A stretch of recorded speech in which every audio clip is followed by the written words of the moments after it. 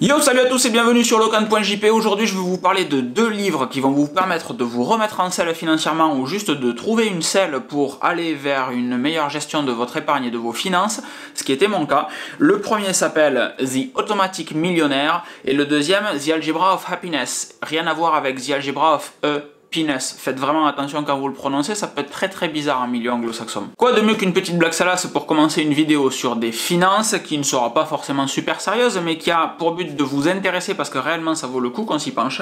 Deux bouquins que j'ai découverts fin d'année 2019, début d'année 2020, puisque ma volonté était de me pencher un petit peu sur mon épargne et comment est-ce que je pouvais épargner de manière un petit peu plus intelligente. Je vous ai déjà fait un article sur les méthodes, le b.a.-ba de l'épargne avec livret A, LDD, assurance vie, CEFP. J'ai parlé également des PEA dans un autre article.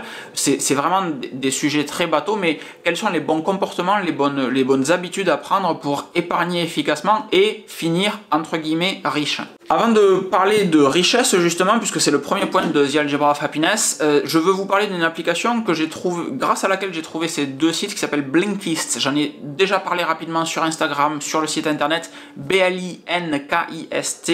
C'est une application, c'est avec un abonnement, ça vaut 60 € à l'année je crois. C'est absolument pas un placement produit, c'est réellement une application que je trouve vraiment cool, qui résume des livres, donc The Algebra of Happiness par exemple, qui est résumé en une dizaine de pages, donc il n'y a vraiment que les grosses idées, mais ça permet de dégrossir et de découvrir de nouveaux sujets, de nouveaux livres que vous n'auriez pas acheté sinon tout simplement, pour être très franc, et potentiellement dans le cas de ces deux-là, j'ai lu les Blink, j'ai lu les versions raccourcies, je me suis dit putain ils ont l'air vachement bien, et j'ai acheté les bouquins par la suite. Dans plein d'autres cas, j'ai pas acheté les bouquins par la suite, mais ça permet à un coût modéré, 60 € l'année encore une fois, de lire plein de livres, plein de résumés de livres du moins, et d'avoir des notions de plein de résumés de livres. Bref, revenons à nos finances. Le premier c'est The Algebra of Happiness de Scott Galloway. Alors si vous connaissez pas Scott Galloway, je l'ai découvert grâce à son bouquin, hein, loin de moi l'idée de faire le gars qui, bien sûr, Scott Galloway. Il a un podcast qui est très sympa, il y a le lien dans mon article, il a également un site internet, c'est le seul site internet auquel je suis abonné à une newsletter. Au passage, abonnez-vous à la newsletter de Locan.jp en bas de cet article, comme ça vous recevez les nouveaux articles quand il y en a un qui arrive, et uniquement quand il y a un nouvel article qui arrive.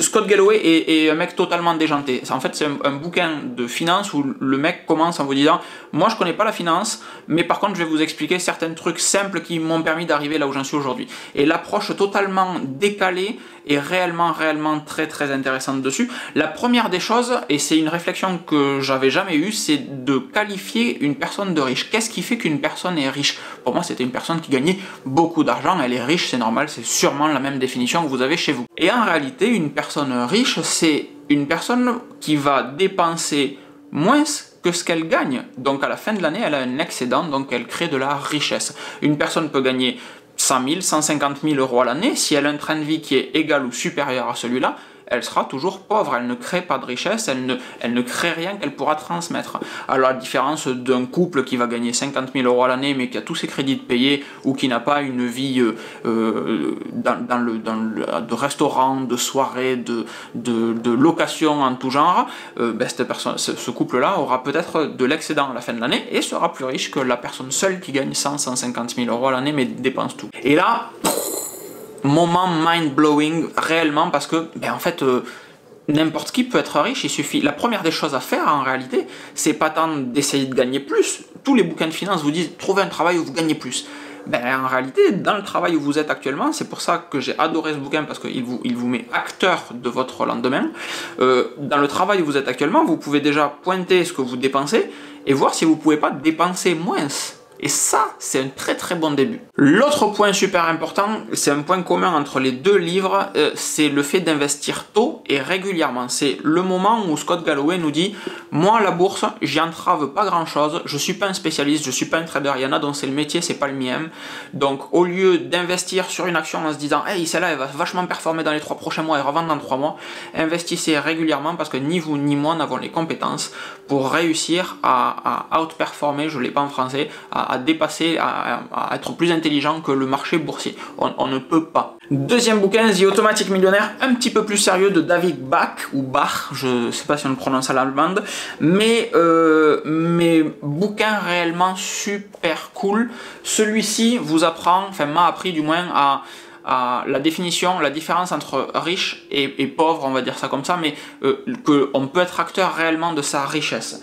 Le deuxième a été oufissime. Vraiment, c'est deux livres qui moi, changent mes prochaines années, mais profondément.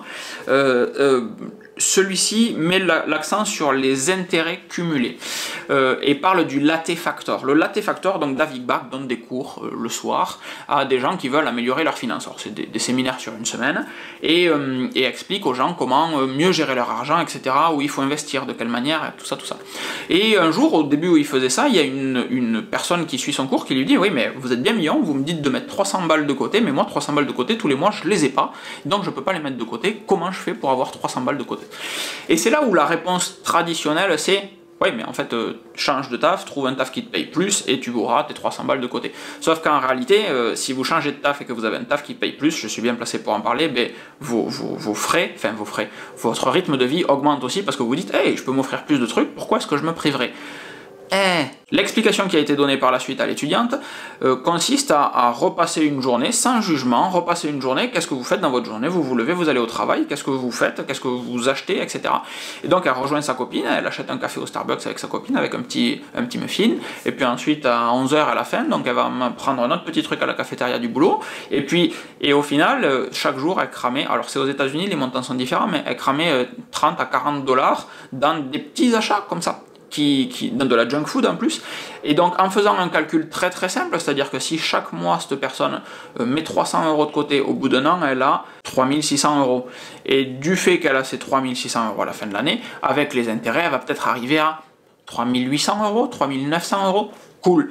Ces 3900 €, le début de l'année d'après, c'est pas 3600 plus 3600 € au bout de la deuxième année qu'elle met, c'est 3600 plus 3009 et la troisième année, etc. Et tous les intérêts petit à petit vont s'accumuler et c'est le même principe, c'est pour ça que quand vous achetez un crédit sur un appartement ou une maison, ça vous revient cher, parce que le taux d'intérêt est pas oufissime, 1-2%, c'est pas la mort.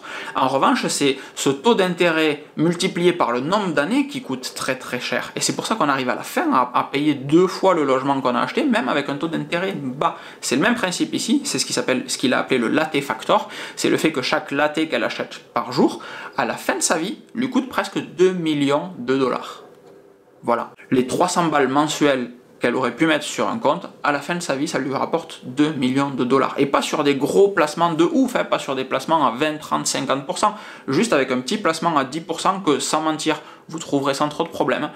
À la fin de ta vie, 2 putains de millions de dollars. Alors si vous êtes sur YouTube, vous cliquez sur le lien en description, je vous ai mis une photo d'une des pages, enfin de 2 pages du moins du livre, dans lequel est expliqué justement le calcul de ce latte factor. J'y croyais pas du tout, donc je me le suis recalculé dans mon coin, je me suis fait mon Excel, je me suis dit mais non, il se fiche de nous, c'est pas possible, 2 millions dans une vie.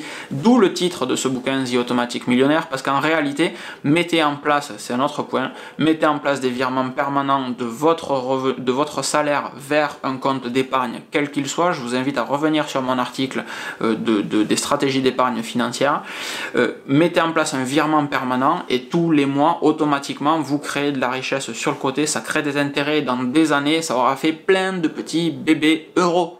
Et rien que pour cette double page du bouquin, les 19 € du livre sont rentabilisés très largement, mais vraiment très largement. La suite est une succession de bonnes pratiques, mais encore une fois, il vaut mieux les lire 2 fois que ne jamais les lire. Créer une épargne de précaution, donc moi mon épargne de précaution elle est sur un livret de développement durable et pas sur un livret A. Créer un Dream Account à côté, l'épargne de précaution elle est dans un coin, on n'y touche pas, jamais, jamais, jamais. Par contre, après pour les petits délires, etc., on a un Dream Account d'un côté, et là on vient capitaliser, mettre des sous, et celui-là, quand on a les sous nécessaires à l'achat de ce qu'on voulait acheter, boum, on le vide, on achète ce qu'on voulait. Mais l'épargne de précaution, on n'y touche jamais, elle est là au cas où, vraiment pour des urgences, des catastrophes, des trucs importants. Et c'est à vous de qualifier le montant de votre épargne de précaution, c'est ce qui est dit également là-dedans. Traditionnellement, on dit 3 mois de salaire. Aux États-Unis, ils disent 6 mois de frais fixes, c'est-à-dire le loyer, l'électricité, le carburant pour aller au travail, etc. Ça revient sensiblement à la même chose. Quelqu'un qui gagne 2000 en France, on va lui conseiller de mettre 6000 de côté. Et cette épargne de précaution, on la garde dans un coin. Si, selon vous, votre femme, vos enfants, etc., en fonction de ce qui gravite autour de vous dans votre vie, ben peut-être que votre épargne de précaution, vous vous direz, ouais, mais si jamais, un exemple qui est fait dans le bouquin, c'est un mec a peur des attaques d'extraterrestres, et du coup il dit, ben, j'ai une épargne de précaution de 50 000 $. toute la salle rigole en se foutant de sa gueule, mais David Bach dit, ben, si vous estimez que c'est 50 000 $ qu'il vous faut de côté, parfait, vous avez la bonne épargne de précaution. En fait, on n'est pas là pour juger qu'est-ce qui qualifie l'urgence selon vous, mais définissez ce qui peut être important et en fonction, mettez de côté pour être prêt pour ce potentiel problème qui surviendra peut-être un jour, je ne vous le souhaite pas encore une fois, mais mettez une épargne de précaution pour ça, comme ça, le jour où ça arrive, pas de stress, on avait les finances, on avait prévu, boum, c'est fini. The Algebra of Happiness, et non pas Happiness, et The Automatic Millionaire, deux bouquins absolument fabuleux, les deux sont disponibles sur Amazon, vous avez les liens dans cet article, je vous encourage très fortement à les prendre, je vous encourage également à écouter Scott Galloway sur son podcast, je vous ai mis le lien dans l'article également, parce que ce gars est juste déjanté et il est fabuleux, il répond régulièrement, la moitié de son podcast, les podcasts durent les épisodes durent 30-40 minutes, durant 20 minutes il va recevoir un invité, et durant les autres 20 minutes il va répondre à des questions que les gens lui posent par enregistrement de messages, etc. Et c'est absolument génial, il a une vision des choses très claire, très simple, très pragmatique. Ça pourrait être un pote à vous qui vous explique un truc, ça pourrait être Locan qui vous parle devant votre vidéo sans prétention aucune, et c'est ce gars-là, quoi. Donc voilà, très très cool. Je vous souhaite une excellente fin de journée, je vous encourage encore une fois, vraiment, ils sont en anglais, mais c'est pas compliqué à lire. Si vous avez des bases d'anglais, vous arriverez à les lire. Si vous n'en trouvez rien du tout à l'anglais, bon, effectivement, c'est pas la peine, mais vous avez les principes importants dans cet article. Je vous fais des grosses bises, je vous dis à très vite, prenez soin de vous, vraiment, et bonne fin de journée. Ciao!